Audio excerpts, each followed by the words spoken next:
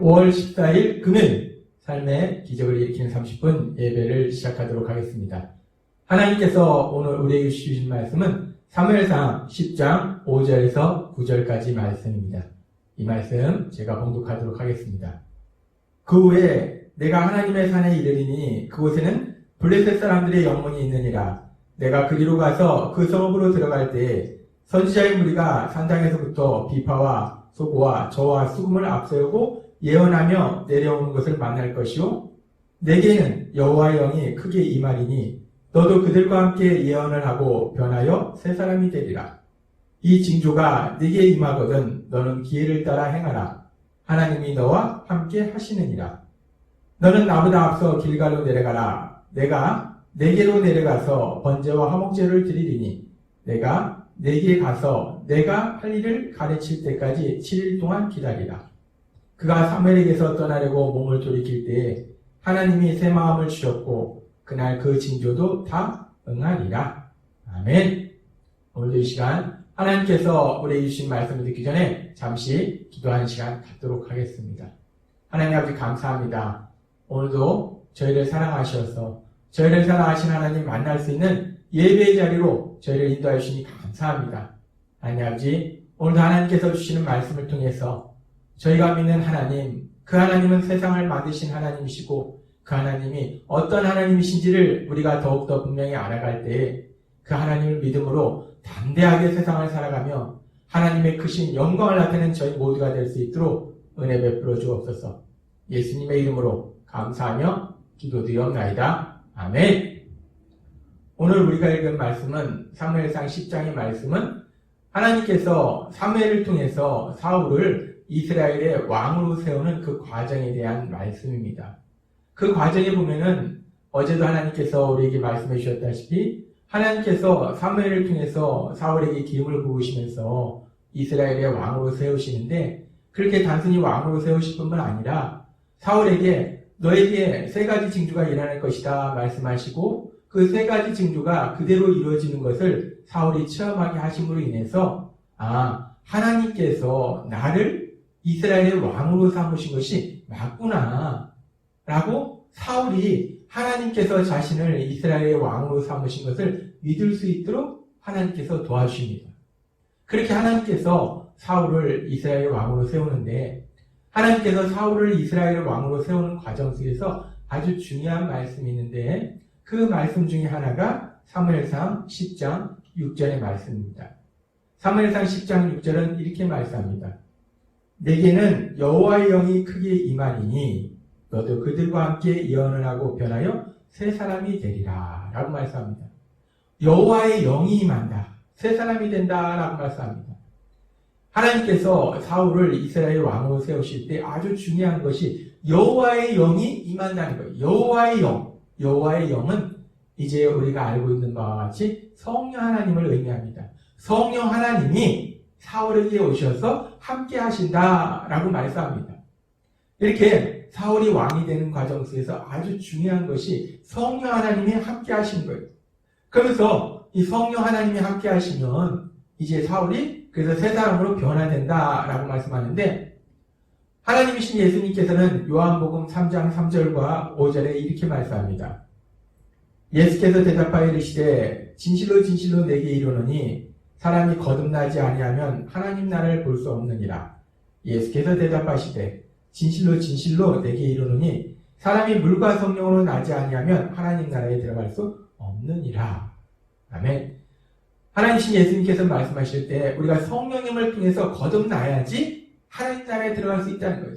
성령님을 통해서 거듭나서 우리가 예수님을 믿을 때 하나님 나라에 들어갈 수 있다는 겁니다.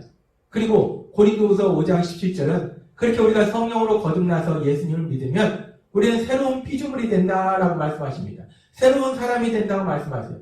즉 성령님이 우리에게 임하시면 우리가 새 사람이 된다라고 하나님은 말씀하신다는 거예요.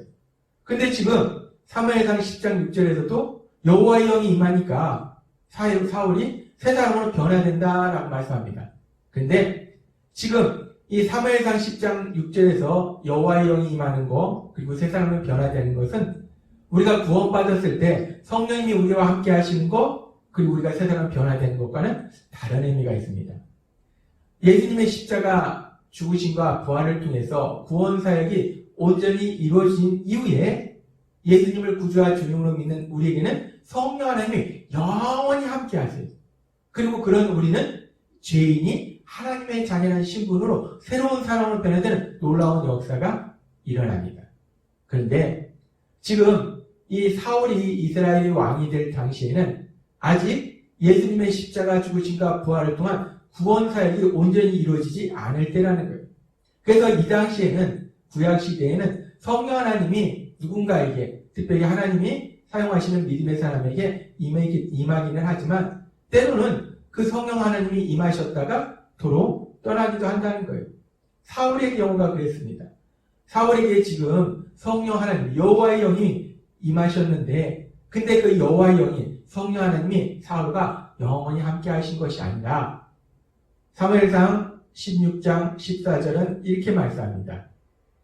여호와의 영이 사울에게서 떠나고, 여호와의 영이, 즉 성령 하나님이 사울에게서 떠났다라고 말씀합니다. 왜 성령 하나님이 사울에게서 떠났는가? 우리가 알다시피 사울이 하나님의 말씀에 불순종하고, 불순종할 뿐만 아니라 더 무서운 것은, 더 큰 죄는 회개하지 않더라는 겁니다. 불순종의 죄를 짓고 회개하지 않으니까 결국 성령 하나님이 사울에게서 떠난다는 거예요. 그렇습니다. 지금 우리가 사무엘상 10장 6절에서 여호와의 영이 사울에게 임하는 걸 봅니다. 그래서 사울이 새 사람으로 변화된다라고 말씀하셨어요. 근데 이 당시에는 여호와의 영이 영원히 함께 하시는 것이 아니고, 그래서 사울에게서는 특별히 여호와의 영이 떠나기도 하고, 그렇기 때문에 여기서 사울이 새 사람으로 변화된다는 것은 우리가 구원받았을 때에 죄인이 하나님의 자녀로 변화되는, 그렇게 새로운 사람으로 변화되는 그런 새 사람이 아니라 사울에게 이스라엘의 왕으로 하나님이 세우셨기 때문에 그 사울이, 평범했던 사울이 이제 이스라엘의 왕으로서의 그 역할을 감당할 수 있는 능력의 사람으로 변화되는 것, 그 새 사람을 의미합니다. 그래서 구원받은 우리가 변화되는 새 사람과는 다른 의미를 가지고 있습니다. 어찌됐든 간에 이제 여호와의 영이 임하면서 평범했던 사울이 이스라엘의 왕으로서의 그 사명을 감당할 수 있는 능력의 사람으로 변화됩니다. 그런 새 사람으로 변화돼요. 그래서 성경은 계속해서 이렇게 말씀합니다. 사무엘상 10장 7절 말씀. 이 징조가 내게 임하거든 너는 기회를 따라 행하라. 하나님이 너와 함께 하시느니라. 하나님께서 사울에게 말씀하신 그 세 가지 징조가 다 이루어지는 것을 보거든 이제 사울이 하나님이 나를 이스라엘의 왕으로 세우신 것이 맞구나 라는 게 믿어지거든 어떤 상황이 벌어졌을 때, 일어났을 때 이스라엘의 왕으로서 해야 될 일을 진행해라 라고 말씀하십니다. 그러면서 그렇게 이스라엘의 왕으로서 해야 할 일을 감당할 때 여기서 아주 중요한 말씀을 합니다. 10장 7절에도 말씀할 때 기회를 따라 행하라 라고 말씀하시면서 그 뒤에 뭐라고 말씀하시냐면 하나님이 너와 함께 하시리라 라고 말씀하십니다. 그렇습니다. 이 사울이 이스라엘의 왕으로 되는 과정 속에서 하나님께서 주신 아주 중요한 말씀이 있어요. 그 중요한 말씀은 사무엘상 10장 6절과 7절의 말씀입니다. 내게는 여호와의 영이 크게 임하리니 너도 그들과 함께 예언을 하고 변하여 새 사람이 되리라. 이 징조가 내게 임하거든 너는 기회를 따라 행하라. 하나님이 너와 함께 하시느니라. 6절에서 이제 사울을 왕으로 세우시면서 여호와의 영, 성령님이 너에게 임한다라고 말씀하시고 7절에서 이제 하나님이 사울을 이스라엘 왕으로 세우셔서 이스라엘 왕으로서의 그 역할을 감당할 때 하나님이 함께 하신다라고 말씀하세요. 반복해서 말씀하십니다. 이 사울이 이스라엘의 왕으로서 하나님께서 사울을 부르셨을 때, 사명을 주셨을 때 하나님께서는 사울에게 너 자신의 능력으로 그 일을 감당하라 라고 말씀하신 것이 아니라 아주 중요한 말씀을 하시는데 여호와의 영이 사울에게 임함으로 인해서 그 하나님이 사울과 함께 하심으로 인해서 능력을 주심으로 인해서 사명을 감당하게 하신다라고 말씀하신다는 겁니다. 그렇습니다. 하나님께서는 오늘 말씀을 통해서 우리에게 아주 중요한 진리를 말씀하세요. 하나님께서 누군가 믿음의 사람을 부르셔서 사명을 주실 때에 하나님께서는 그 사명을 감당할 수 있는 능력도 주신다는 거예요. 하나님이 함께 하셔서 그 능력을 주신다라고 하나님이 오늘 우리에게 말씀하신다는 겁니다. 이렇게 하나님께서 사명을 주실 때 능력을 주시는 이런 부분에 대해서는 성경에 나오는 많은 믿음의 사람들의 삶 속에 이와 비슷한 일들이 참 많이 일어납니다. 그 중에 대표적인 한 인물을 보면 모세입니다. 하나님께서 광야에 있는 모세를 부르셔서 애굽 땅에서 그 이스라엘 민족을 인도해내라 라고 말씀하셨을 때 모세와 하나님의 대화 속에서 이런 말씀이 있습니다. 출애굽기 3장 10절에서 12절 말씀. 이제 내가 너를 바로에게 보내어 너에게 내 백성 이스라엘 자손을 애굽에서 인도해내게 하리라. 하나님께서 모세를 부르시고 모세에게 사명을 주셨어요. 너가 내 백성 이스라엘 백성을 애굽에서 인도해내라 라고 사명을 주셨어요. 그럴 때 모세가 말합니다. 모세가 하나님께 아뢰되 내가 누구이기에 바로에게 가며 이스라엘 자손을 애굽에서 인도해내리까? 하나님, 저 같은 사람이 어떻게 그런 엄청난 일을 합니까? 하나님 이라고 모세가 하나님께 말씀드립니다. 그랬을 때 하나님께서 모세에게 아주 중요한 말씀을 하십니다. 하나님이 이르시되 내가 반드시 너와 함께 있으리라 라고 말씀하십니다. 모세가 제가 어떻게 합니까? 하나님이 사명을 주셨는데 모세는 그 사명을 감당할 능력이 안 된다는 거예요. 제가 어떻게 그 일을 합니까? 라고 모세가 하나님께 말씀드렸을 때 하나님이 말씀하십니다. 내가 너와 함께 하리라. 하나님이 함께 하신다는 것은 하나님이 함께 하셔서 능력을 주신다는 거예요. 모세에게 능력을 주셔서 이스라엘 백성을 애굽에서 인도해내도록 만들어 주신다는 겁니다. 우리는 출애굽기의 그 말씀을 통해서 이러한 일들이 어떻게 일어났는지를 우리가 분명히 봅니다. 그렇습니다. 하나님께서는 사명을 주실 때에 그 사명을 감당할 수 있는 능력을 주신다는 거예요. 하나님께서 이제 우리가 예수님을 믿을 때 하나님께서 우리에게 사명을 주셨어요. 영원의 사명을 주셨습니다.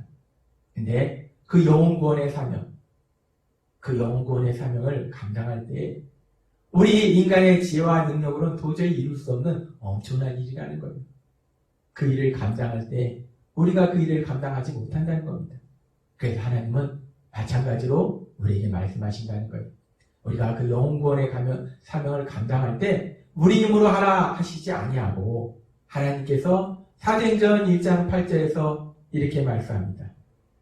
오직 성령이 너희에게 임하시면 너희가 권능을 받고 예루살렘과 온 유대와 사마리아와 땅끝까지 이르러 내 증인이 되리라 하시니라. 아멘. 성령이 너희에게 임하면 우리가 예수님을 믿을 때 성령 하나님이 우리에게 오세요. 그래서 영원히 함께 하십니다. 그럼 우리가 권능을 받는다라고 말씀합니다. 그래서 권능이라고 표현한 헬라어 원어는 디나미스라는 단어를 사용하는데 디나미스라는 단어는 힘, 능력을 의미해요. 성령님이 우리에게 오시면 능력을 주신다는 거예요. 그 능력을 주실 때 우리가 예루살렘뿐만 아니라 온 유대와 사마리아와 땅끝까지 이르러서 예수님의 증인이 된다는 말씀은 우리가 어딜 가든지 영원의 사명을 감당하게 된다는 말씀이라는 거예요. 그렇습니다.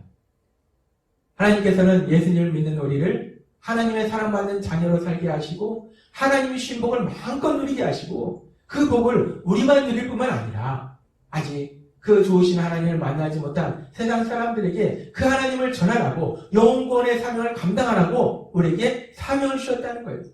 그 사명을 감당할 때 우리 힘으로 하는 것이 아니라 우리와 함께 하시는 성령님 밑에서 능력을 주신다는 겁니다.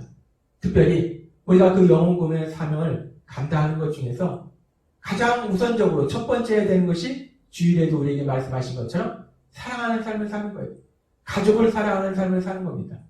근데 그렇게 가족을 사랑하는 삶을 사는 것, 가족임에도 불구하고 온전한 사랑으로 살아가는 것이 쉽지 않다는 거예요. 그래서 하나님께서 함께 하셔서 우리를 도와주셔서 우리에게 능력 주셔서 우리에게 사랑을 주셔서 우리가 그렇게 가족을 사랑하는 삶으로 인도하실 걸 믿습니다. 또한 우리에게 능력 주셔서 우리가 영원의 그 귀한 사명을 감당할 수 있도록 도와주실 걸 믿습니다. 오늘도 하나님께서 우리에게 주신 말씀처럼 우리 안에 계신 성령님이 우리에게 계속적으로 능력 주셔서 우리에게 영권의 사명을 감당할 때 그 성령님의 인도하심에 따라서 한 걸음 한 걸음 나아가서 영권의 사명을 감당하고 하나님의 영광을 나타내는 여러분이 되시길 주님의 이름으로 축원합니다. 기도하겠습니다. 하나님 아버지 감사합니다. 오늘도 주신 말씀처럼 우리와 함께 하시는 성령님 우리에게 능력 주셔서 우리가 하나님께서 주신 사명을 감당할 수 있도록 도와주시니 감사합니다. 우리의 삶 속에 늘 함께 하시는 그 성령님의 인도하심과 도우심으로 그 영권의 사명을 감당하는, 특별히 주일에 말씀하신 것처럼 가족을 사랑하는 삶을 살아가는 저희 모두가 될 수 있도록 은혜 베풀어 주옵소서.